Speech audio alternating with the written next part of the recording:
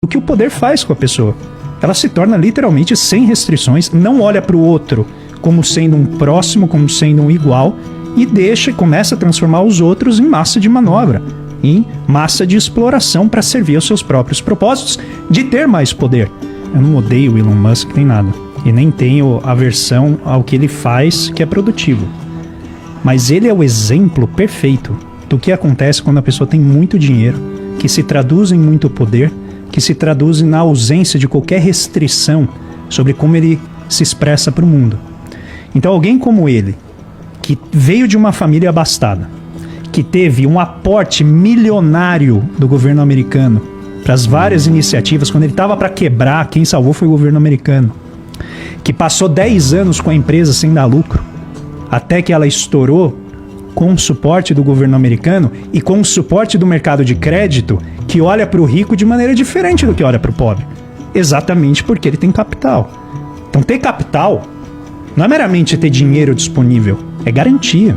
Quando eu chego para o banco e ele olha a minha declaração do imposto de renda, ele olha para mim diferente do que ele olha para uma pessoa que tem uma bicicleta. Ponto. Então ele, com a família que ele tem, com as garantias que ele tinha, ele conseguiu acesso a muita coisa. Onde que vira o problema essencialmente?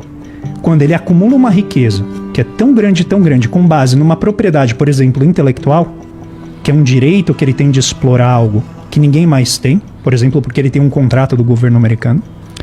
E quando isso não reverte para quem trabalha diretamente para ele, ou quando a tecnologia não se transforma em algo que melhora a vida das pessoas.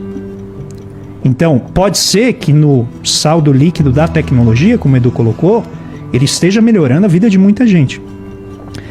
O problema é quando ele vira e fala assim: se a gente precisar de lítio, a gente invade a Bolívia. A gente já deu o golpe. Aí a gente tem um problema mesmo. O problema é que não dá para dissociar uma coisa da outra. Você não consegue controlar uma pessoa, né, sobre o que ela vai dizer, o que ela vai fazer, principalmente quando ela tem poder. A literatura está repleta de exemplos fictícios, mas que são inspirados na vida real, do que o poder faz com a pessoa. Ela se torna literalmente sem restrições, não olha para o outro como sendo um próximo, como sendo um igual, e começa a transformar os outros em massa de manobra, em massa de exploração para servir aos seus próprios propósitos de ter mais poder. E daí para frente é o que? É o poder político. Ele não vai aceitar ser o bilionário. Ele vai querer almoçar com o presidente dos Estados Unidos. Ele vai querer sentar na comissão que desenvolve a regulação da tecnologia.